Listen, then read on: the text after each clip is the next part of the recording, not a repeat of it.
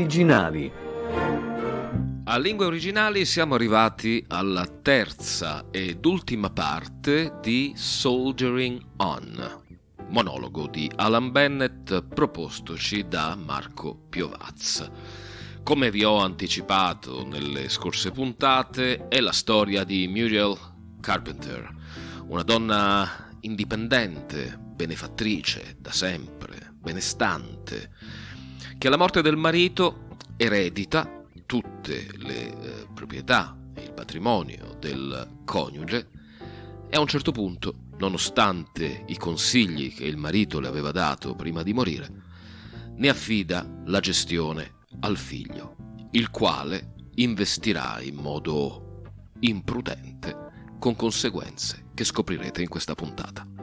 A Lingue Originali, nell'appuntamento dedicato alla lingua inglese con Marco Piovaz, la terza ed ultima parte del monologo di Alan Bennett dal titolo Soldiering On.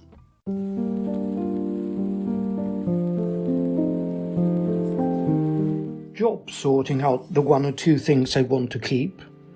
Though quite honestly, I'm not sorry to see the back of most of it. I feel it puts me more in the same boat as Ralph. Lay not up for yourself treasures on earth type thing. The lilies of the field syndrome. Said this to the vicar who was looking round. He thought this was a healthy attitude, and how much did I think the walnut side table might fetch? It would go so well in the hall.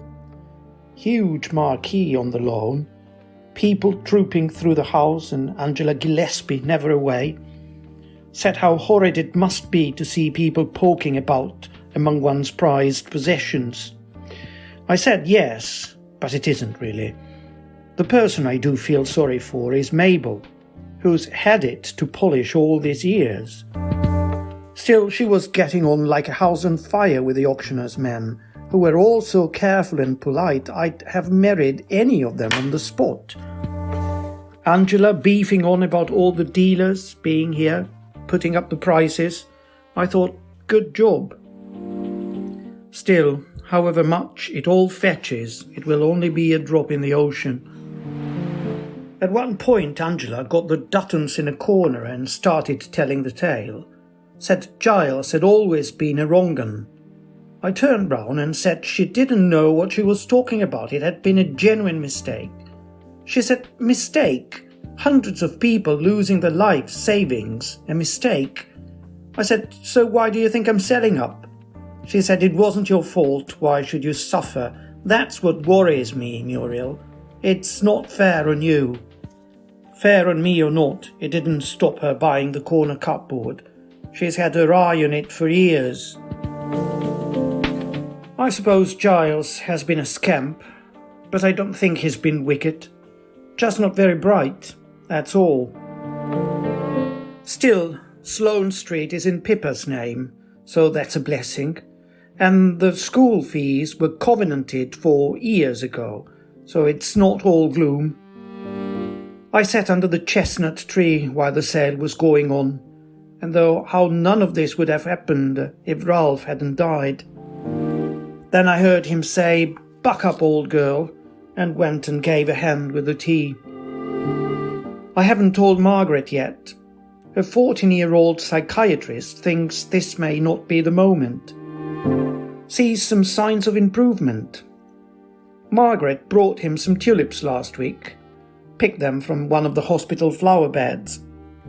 I apologized and said I could give them some of our bulbs. He said not at all. It was a sign she was becoming more outgoing. Wanted to know about Ralph and Margaret. I said, in what way? He said, no particular way, when she was little. I said, Ralph was fond of her. She was his little girl. He said, yes.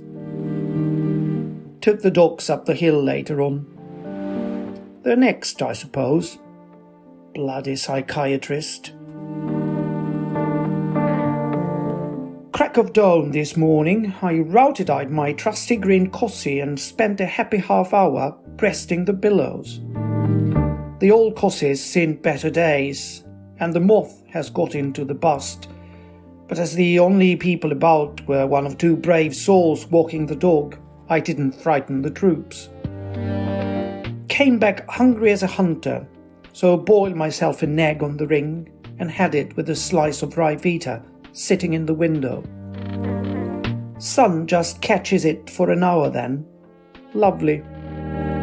I tidied the room, did one or two jobs, and then tottered along to the library and had a walk round Boots, by which time it was getting on for lunchtime.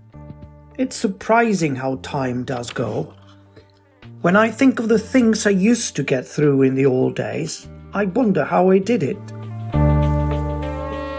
Been here about a month now. Got onto it via an advert in The Lady. Slatmere it's called. Holiday flatlets. Off-season, of course, and quite reasonable.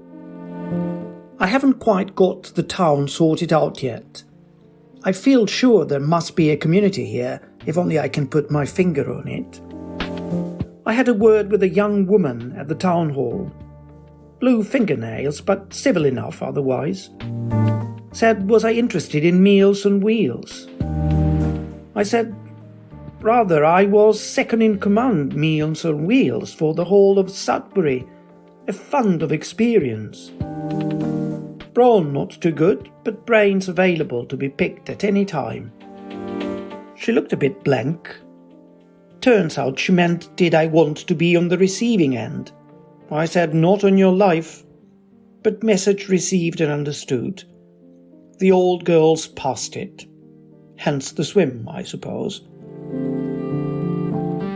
Still, I soldier on, and it's not quite orphans of the storm time. I look round the shops quite a bit, and if I'm lucky I run into Angela Gillespie, who's got her mother in a home here and comes over from time to time. We have coffee and a natter about the old days, though I can't do that too often. Morning coffee these days seems to cost a king's ransom. And with me it doesn't have to be coffee. I can talk to anybody. The other morning I got chatting to one of these young men in orange who banged the tambourines in the precinct. Came up to me ratting his ball, shaven head but otherwise quite sensible. His view is that life is some kind of prep, trial run. Things were being buffed up for a better role next time. As sensible as anything else, I suppose. I said, well, I just hope it's not in Hunstanton. The big bright spot on the horizon is Margaret. Heaps better. Lost a lot of weight, got rid of that terrible cardigan, and now is quite a good-looking young woman. In a hostel up to press, but planning on getting a small flat. Came down last week and says next time it could be under her own steam. Takes a driving test in 10 days. Miracle. She took me out to lunch, just like a normal girl. Talked about Ralph, etc. Doesn't blame him, wishes he were alive. I don't know what I think. Sorry for him, I suppose. She paid the bill and left a tip, just as if she's been doing it all her life. Of course, she'll be nicely off now. Ralph tied it all up so tight, even Giles couldn't get his hands on it. The rascal. Don't see him and Pippa much. Not a peep out of them for over a month now. Doesn't like to come down, says it upsets him. Don't know why. Doesn't upset me. Miss the tinies. Not so tiny. Lucy will be 12 now, and 12 is like 15. Married next. I'd seen myself as a model grandmother, taking them to Peter Pan and the Science Museum. Not to be. Another dream bites the dust. My big passion now is the telebox. Never bothered with it before. These days I watch it all the time. And I'm not the discerning viewer. No fear. Rubbish, Australian series in the afternoon, everything. Glued to it all. Fan. I sometimes wonder if I killed Ralph. All those death-dealing breakfasts. We haven't had much weather to speak of. Eat less now. A buttered scone goes a long way. This is my new toy. Seeing children with them, never appreciated what they were. Asked a young man for a listen in the precinct. Revelation. Saved up and bought one. Get the cassettes out of the library. Worth its weight in gold. Marvellous. I wouldn't want you to think this was a tragic story. I'm not a tragic woman. I'm not that type. A Lingue Originali, Marco Piovaz ha letto per voi in lingua inglese. Lo ritroveremo su Caffè Italia la prossima settimana, venerdì, sempre alle ore 22. Ma Lingue Originali è in onda anche il sabato con Nadia Meroni, con la lettura in lingua tedesca, e la domenica con Barbara Marchand, per quella in lingua francese. Vi ringraziamo per l'ascolto e vi diamo appuntamento a Lingue Originali fra 7 giorni, sempre su Caffè Italia, la radio e il podcast dall'aroma italiano e non solo.